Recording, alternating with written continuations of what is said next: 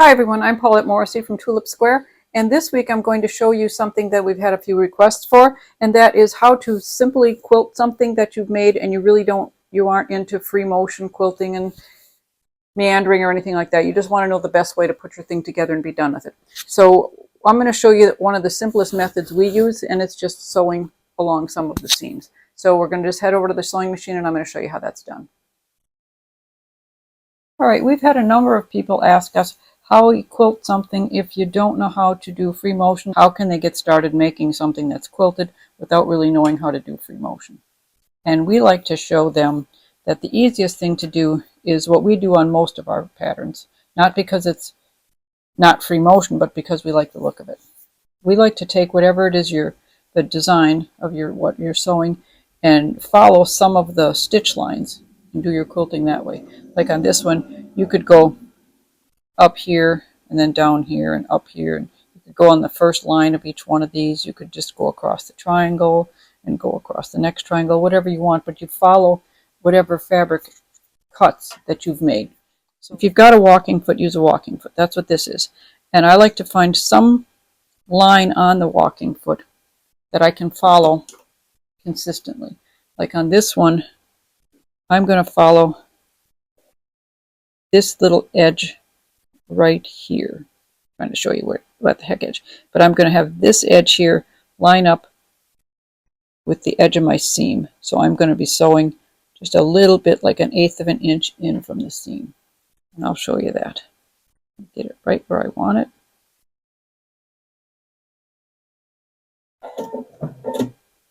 And then I'm just going to go up here and down here and over, and then across and over and across, and just keep doing that. So let me show you a little bit of how that looks.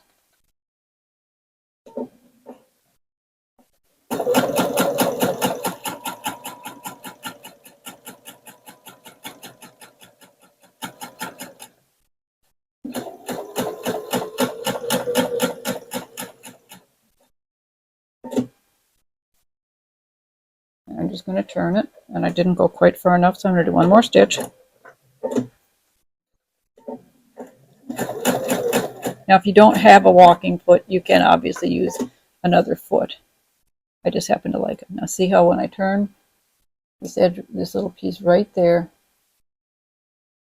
this edge right here is following right on the edge of that fabric.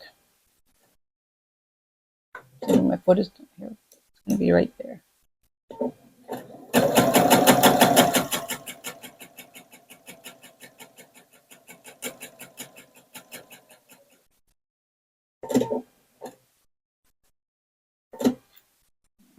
Swing it around, do a couple stitches,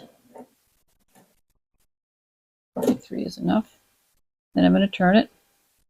Now I'm going to come right back up this white rectangle, the same way. And when I turn it and I see that little edge, once again, it's this edge right here. And if you wanted a bigger seam, I could follow this edge here. And when I was going the other direction, I would follow this edge or this edge. And your walking foot or your foot, whatever you're using, will have some linear lines on it that you can follow. They're all different on every one of them. But it's going to go down here.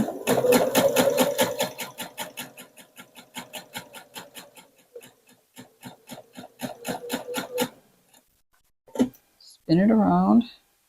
Do a short little seam here. Like 3 or 4 stitches is enough before I turn it. Yep.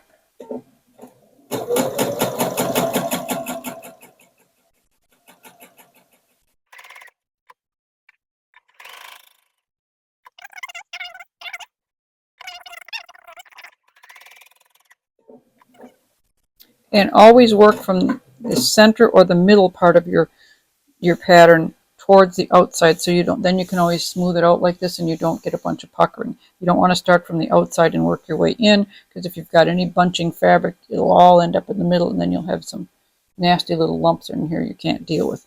So work from the inside out. Now you can see how it's starting to look with all the little lines all sewn. It's a nice clean look. Looks very nice, wears very well, lays nice and flat on your table. So I'm going to do this last little triangle, and then I'm going to show you another thing you can try. Okay, now here's something else you can do if you don't want to go up and down and follow every line you don't care to do. I'm just going to go across these, kind of like making a zigzag pattern. And you can always do that, and you can draw the lines in, or you can make little marks that you can follow visually. I'm going to just estimate this because I've done enough of them. So I'm just going to cross across 3 of these stripes, and then I'm going to go back up this way and back down and just go back and forth. I'll show you. I'm going to start in this corner, and I'm going to end here, but I'm going to end about up here, so when I sew my binding, the point is here and not buried in the binding. So I'm going to end up about 1/4 of an inch before the edge here.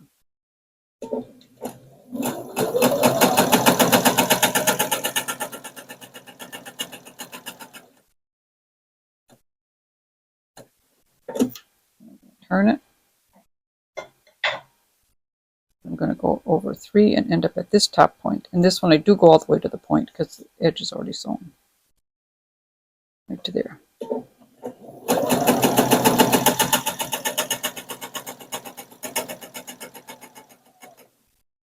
Now if you can eyeball it, fine. If you can't, you can put real light pencil lines that will barely be seen, and once it's washed they won't be seen. I'm going to go back down here, crossing 3 of them and ending up down here.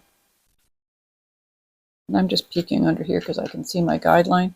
So if I know that point is by the guideline, I'm just going to go just before the guideline.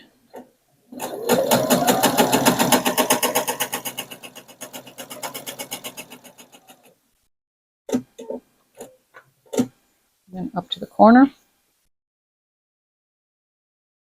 I can see my cheater line there.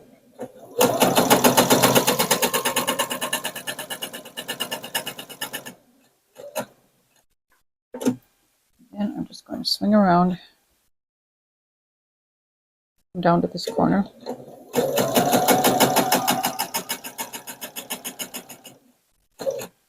This part I'm sewing really close to the edge of the fabric because it's going to be trimmed, it's going to be hidden in the binding seam. So now I'm just going to come back up to this point. So I'm going to crisscross back across over these. So I'm going to go back up here.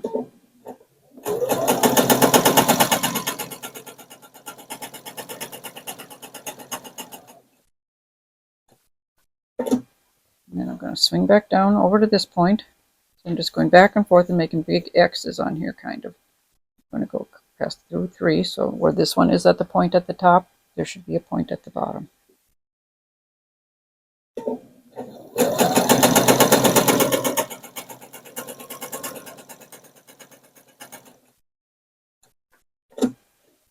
And back up to the top, right to here.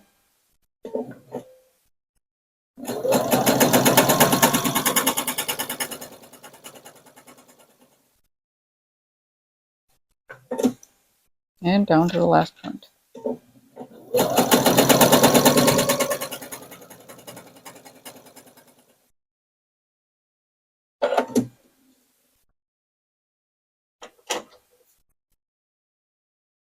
That's how I would take care of this whole section. Kind of cute. Now to finish this placemat, I would also go up and down on these white lines. Back probably up and down. And, you know, down around the sides and up and down here. And that would be about it. Up and down.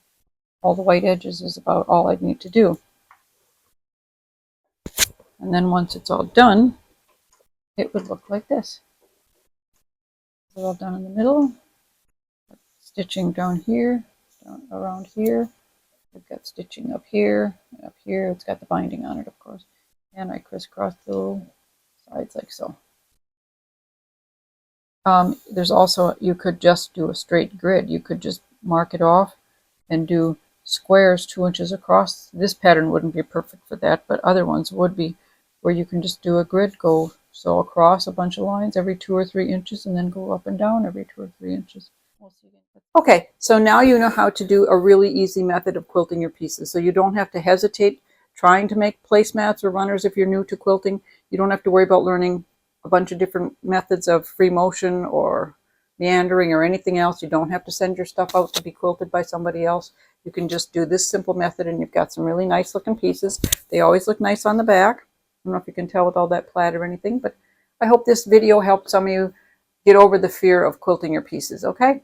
So we'll see you again next week. If you like this video, please hit the like button, hit the subscribe button, and remember we put out a new video every Saturday, so we'll see you again next week. Bye-bye.